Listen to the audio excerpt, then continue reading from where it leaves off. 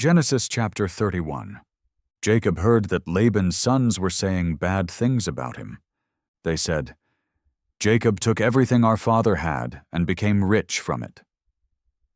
Jacob also saw that Laban was not friendly to him anymore. Then God said to Jacob, "Go back to your homeland and to your relatives. I will be with you." So Jacob called Rachel and Leah to come meet him in the field where his animals were. He said, "I see that your father is not kind to me like he was before. But God, the God of my father, has been with me. You both know that I have worked very hard for your father.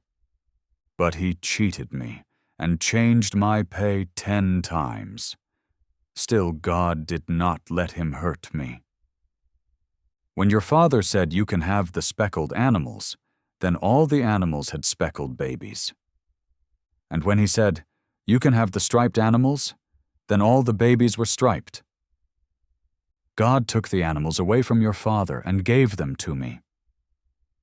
One time, during the mating season, I had a dream. I saw that the male goats were striped, spotted, and speckled. Then an angel from God spoke to me in the dream and said, "Jacob." And I answered, "Yes." The angel said, "Look, all the male goats are striped, spotted, and speckled. I made this happen because I saw what Laban did to you. I am the same God who met you at Bethel. You poured oil on a stone there and made a promise to me. Now get ready and go back to your homeland." Rachel and Leah replied, "There is nothing left for us from our father's house. He treats us like strangers. He sold us, and he spent all the money he got for us. All the wealth God took from our father belongs to us and our children. Do what God told you to do." So Jacob got ready to return to his father in Canaan. He put his wives and children on camels. He took all his animals and everything he had gotten in Mesopotamia. While Laban was busy shearing his sheep, Rachel stole her father's household idols. Jacob left without telling Laban. He took all he owned and crossed the Euphrates River. He traveled toward the hill country of Gilead. 3 days later, someone told Laban that Jacob had run away. Laban took some men and chased after Jacob for 7 days. He caught up with Jacob in the hill country of Gilead. That night, God came to Laban in a dream and said, "Be careful. Do not say anything bad or good to Jacob." Jacob had set up camp on a mountain. Laban and his men also set up camp in the same area. Laban said to Jacob, "Why did you trick me and take my daughters like they were stolen? Why did you leave without telling me? If you had told me, I would have sent you off with music and dancing. You didn't even let me kiss my daughters and grandchildren goodbye. That was a bad thing to do. I have the power to hurt you, but last night God told me not to say anything bad to you. I understand you wanted to go home, but why did you steal my household gods?" Jacob replied, "I left secretly because I was afraid you might take your daughters away from me. But if you find anyone here who has your gods, that person will die.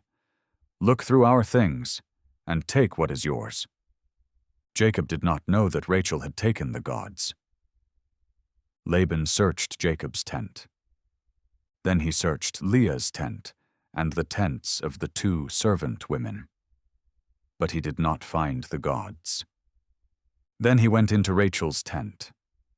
Rachel had hidden the gods in her camel's saddle and was sitting on them. Laban searched everywhere in the tent, but could not find them. Rachel said, "Please don't be angry, father. I cannot stand up because I am having my period." So Laban did not find his household gods. Then Jacob got angry and said, "What did I do wrong? Why are you chasing me like a criminal? You have searched all my things. Did you find anything that belongs to you? Put it out here where everyone can see, and let them decide who is right. I have lived with you for 20 years. Your animals never had problems having babies, and I never ate your rams. If an animal was killed by wild beasts, I paid for it myself. I didn't bring it to you to prove I was not to blame. You made me pay for anything stolen, day or night.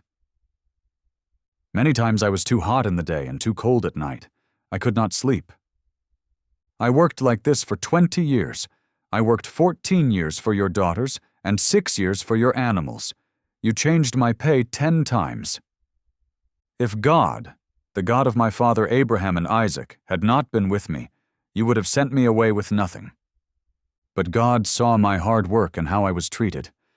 Last night he made a decision.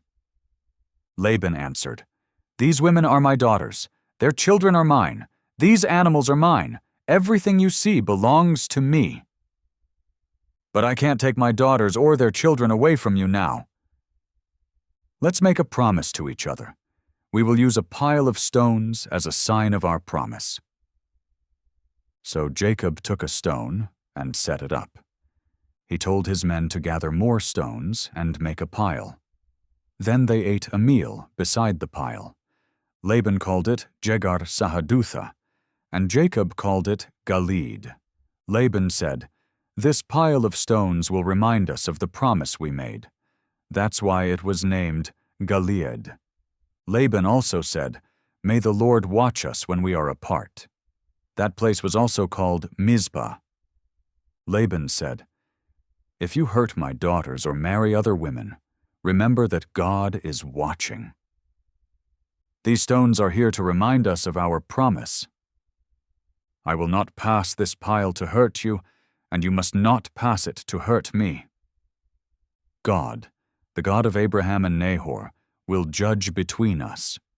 Then Jacob made a promise in the name of the God his father Isaac worshipped. He offered a sacrifice on the mountain. He invited his men to eat, and they stayed the night on the mountain. Early the next morning, Laban kissed his daughters and grandchildren goodbye. Then he went back home.